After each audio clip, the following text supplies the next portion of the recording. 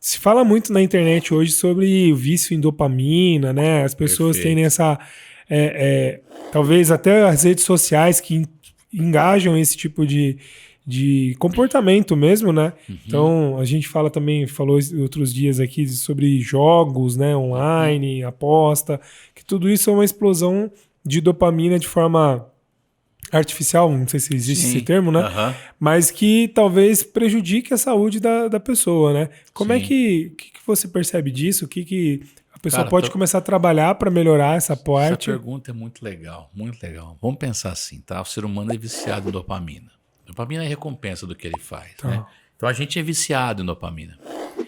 E existe basicamente dois tipos de liberação da dopamina. A gente tem, vamos pensar no aromatizador de ambiente, Tá. tá?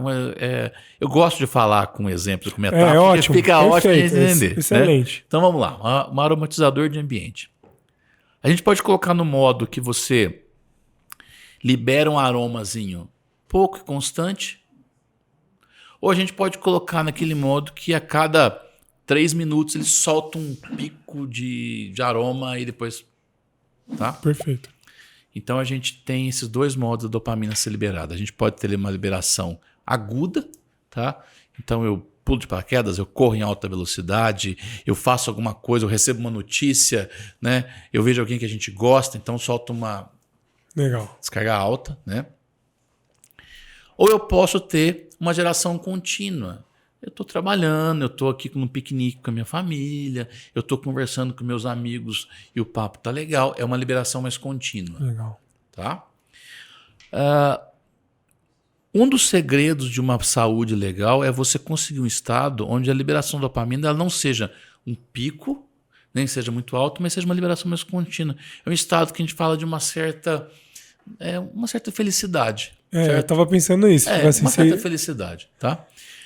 uma satisfação de um prazer Entendeu? de viver. Exatamente. Tá? A Legal. gente precisa ter alguns picos de vez em quando, senão a vida fica muito reta. Agora, quando eu, por exemplo, eu tenho um videogame, né, um exemplo muito legal, eu publico um negócio no Instagram que você fica dando os likes, isso vai, de uma certa maneira, gerando essa liberação de dopamina, né? E você fica passando de fases e o videogame ele é projetado para te liberar muito dopamina. Você dá um tiro, ganha um dinheiro, dá um tiro, vende uma moedinha, você faz alguma coisa. Então, você tem premiação. Estímulos ali, tudo. Premiação, prêmio, certo? Tá. Por que tanta gente perde dinheiro no Bitcoin? Por que tanta gente perde dinheiro na bolsa? Porque você vai aquilo, premiação. Caça moedas, caça níqueis, Tá. premiação. Tá ganhando, tá perdendo, mas vai ganhar, certo? Esse é a liberação dos jogos de azar, que é mais ou menos o videogame. O Legal. problema é que quando você tem liberação de dopamina desse jeito, você acostuma o corpo a receber tantos esses estímulos. Então, vamos dizer, um jovem que está acostumado a ficar X horas no videogame. A gente tem um efeito down regulation da dopamina. Depois que ela sobe muito, ela cai abaixo do basal, para depois retornar. Então ele joga 2 horas de videogame, ele sai, ele entra no estado de, né, uma Vandinha Adams, um mortício, assim, um negócio meio. Tá, Certo? entendi. Até ele Aquela voltar. bad vibes, né? Tipo, ele tá naquela. Exatamente. Tá, Até ele entendi. voltar de novo no lugar dele. Entendeu? E E aí aí isso. nada vai ser tão interessante. Então a aula Entendi. vai ser chata, conversar com os amigos vai ser chato, e treinar vai ser chato. Então o ideal é a gente colocar no jovem um tempo. Olha, você pode jogar videogame, sei lá, 1 hora, 40 minutos por dia. É muito pouco. Porque começar 2 horas, porque mais do que isso, você está viciando o seu filho a liberação rápida da dopamina. Ele vai querer resultados curtos, ele não vai ter paciência para fazer um curso, ele não vai ter paciência para estudar, ele não vai ter paciência para ler um livro, ele não vai ter, a gente fala paciência, na verdade ele não vai ter interesse, ele não vai ter liberação de dopamina naquilo, Perfeito. tá? E aí a única solução é voltar pro ponto inicial, que era o jogo, né? Ou aquilo que gera bastante. Exatamente, né? Entendi. E aí, Perfeito. uma coisa interessante da dopamina, quando a gente tem então uma escala de régua assim, de liberação de dopamina, né? A droga, por exemplo, ela libera uma quantidade absurda de dopamina, tá? De modo que o problema é isso, a pessoa toma droga, libera tudo, dá um down, depois ela vai querer chegar naquilo de novo, né? Tá. E aí, o que vem depois da O que vai acabar liberando, mas assim, bem mais abaixo, a gente tem atividade física, esportiva, alimentação e sexo, né? Tá. Então, que são coisas que normalmente a gente deveria usar para liberar a dopamina, né? Natural, né? E aí você vê, às vezes, paciente que chega lá, né? E eu atendi uma hoje, né? Uma pessoa bem sucedida financeiramente, tem uma empresa, uma série de coisas, né? Muito acima do peso, porque ele trabalha aqui, a empresa dele no começo foi alguma coisa que deu prazer. Hoje não é mais, ele cansou daquilo, do jeito, do excesso, Tá. certo? Ele não faz atividade física mais porque ele está muito acima do peso. Ele não consegue ter nem libido, porque os hormônios sexuais dele foram pro brejo, e nem condição para ter. Então, o único prazer que sobra para ele é aquele que libera muito dopamina, que é açúcar e carboidrato. Então, ele come, entendeu? E aí, quando você fala para ele, vamos ter que diminuir a comida, ele fala, doutor, é o meu único prazer, é comer. Entendeu? Nossa. A gente tem que incentivar ele a começar uma atividade física, a gente tem que recuperar a libido dele, recuperar a capacidade dele ter uma qualidade boa de sono, entendeu?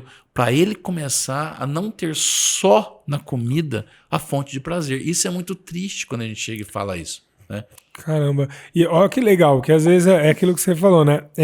A vontade da pessoa é emagrecer. Só que tem muita coisa por trás, né? Então não é só, beleza, Sim. então não é só uma dieta. Até porque aí, nesse caso, você está tirando a única fonte de prazer da pessoa, que pode desencadear várias coisas negativas. E aí chega num ponto que comer também já não é a fonte de prazer tão mais. É porque não comer dá o down, que é o caso de quem trabalha muito. Então, na pandemia, muita gente teve que ficar em casa, se viu numa situação que ele teve que conviver com a família que, né, depois de um tempo ele achou que só convivia à noite e cedo ia embora. Entendeu? Então, teve que chegar lá. E aí foi bom. E meu prazer é trabalhar, agora nem tem isso mais, começou a entrar nesse problema também, né? E o contrário também, né? Pessoa que às vezes trabalhou demais, que chegava uma hora que depois que teve a pandemia, que tinha que voltar, ele percebeu que era muito melhor não ir naquele estado, queria continuar ainda no home office ou afastado. Então assim, a gente teve muitas mudanças na forma de ver o mundo e de pensar nessa pandemia, né? Foi um negócio que foi muito... A gente não consegue mensurar ainda quanto foi, né? A China, que já estava acostumada a ter grandes epidemias assim, né? Que para nós o Covid foi, né, a primeira. A maior. Eles, não foi a primeira, é verdade. Nós tivemos H1N1, tivemos outras coisas antes, tem razão, né? Mas não num cenário igual a pandemia de fechamento, ali, exatamente. Lockdown. E lá na China eles tiveram alguns períodos que eles andaram fechando alguns lugares. E aí eu vi um trabalho que eu achei interessante que fala o seguinte, que isso eu vi na pandemia, que a gente estava fechando e falava assim, olha, quando tudo voltar ao normal, a gente vai se abraçar, a gente vai sair na rua. E não aconteceu nada disso. Na verdade, quando o ser humano é colocado numa situação de perigo, ele não tende a se tornar solidário, ele tende a se tornar egoísta. Então, o que se observava nesses trabalhos, nessas populações da China que tiveram que ficar fechado alguns períodos maiores, é que a solidão, a angústia, o egoísmo, a autorreferência, né, se tornou muito maior, né? Perfeito.